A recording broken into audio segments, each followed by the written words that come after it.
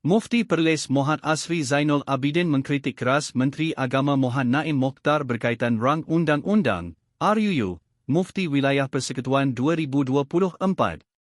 Asri berkata kebanyakan besar umat Islam tidak faham berkaitan ajaran Asyairah dan Maturidiyah yang ingin dijadikan sebagai identiti ahli sunnah wal jamaah. Malah, dia mendakwa, Naim sendiri belum tentu faham berkaitan perkara itu. Saya berani katakan, insya-Allah, Menteri Agama yang beria nak mensyaratkan akidah rakyat dengan syarat-syarat itu pun kurang faham. Saya boleh buktikan, insya-Allah, jika saya diberikan ruang secara terbuka disaksikan rakyat untuk bersoal jawab dengan beliau berkaitan beberapa soalan tentang Asyairah, Maturidiyah, Al-Junaid dan Al-Ghazali itu. Jika beliau benar, beliau dahululah buktikan beliau faham sebelum beliau ingin memaksa rakyat. Jika beliau sendiri tidak mampu, apakah beliau mahu menyesatkan akidah rakyat awam yang akhirnya menyesatkan diri? Soalnya. Semalam, Muhammad Razak Idris, setiausaha politik kepada Naim, memberi isyarat sedia menyambut pelawaan Asri untuk membincangkan isu berkaitan RUU yang akan dibacakan kali kedua pada sesi Parlimen bulan ini. Katanya, pejabat menteri dan agensi bawah Jabatan Perdana Menteri, Hal Ehwal Agama, terbuka mengadakan perbincangan dengan pelbagai pihak bagi mendapatkan input, syur dan pandangan untuk memartabatkan pentadbiran hal ehwal Islam.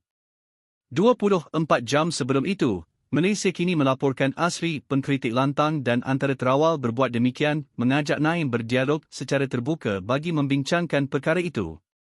Asri antaranya menentang penyempitan tafsiran ahli sunnah kepada ajaran Asyairah dan Maturidiyah dan tasawuf cara Imam Junaid Al-Baghdadi dan Al-Ghazali. Sementara itu, dalam kenyataan hari ini, Asri juga mengulas panjang berkaitan wacana berkaitan akidah ahli sunnah. Katanya, RUU itu akan menjadikan keislaman seseorang di wilayah persekutuan tidak dianggap mencukupi, terkeluar daripada ahli sunnah dan menganut ajaran sesat. Dia juga berkata untuk mengikuti mazhab akidah seperti Asyairah dan Maturidiyah, tidak memadai sekadar mengetahui nama pengasas dan satu dua isu teologi sahaja. Sebaliknya, katanya, perbahasan akidah berkaitan kidam, azali, jisim, jauhar, masa, tempat dan beberapa teori serta andaian hukum fizik yang pelbagai perlu difahami.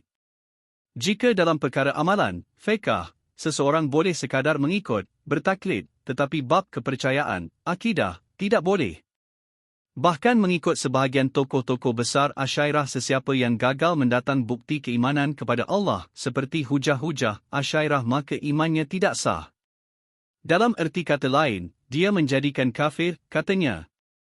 Asri berkata dia percaya sekurang-kurangnya 97% orang Islam di negara itu tidak mampu memahami perbahasan akidah Asyairah dan Maturidiyah ini.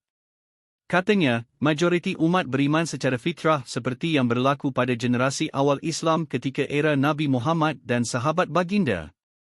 Contohnya, orang awam mengatakan Al-Quran kalam, firman Allah. Mereka tidak memikirkan untuk menetapkan Al-Quran yang dibaca itu bukan kalam Allah yang hakiki, kerana ia adalah makhluk. Sebaliknya kalam Allah ialah kalam nafsi iaitu kalam yang ada pada zat Tuhan. Semua hal ini membingungkan orang awam. Apakah mereka akan dihukum sesat kerana gagal memahami hal itu? Dia justru bimbang era kafir-mengkafir sesama umat akan bermula. Sesat menyesatkan akan menjadi agenda kerajaan. Rakyat akan diuji keabsahan akidah mereka. Atau, mungkin selepas ini akan dicadangkan dimasukkan ke kad pengenalan, agama, Islam Asyairah Maturidiyah Junaid dan Ghazali, sindernya.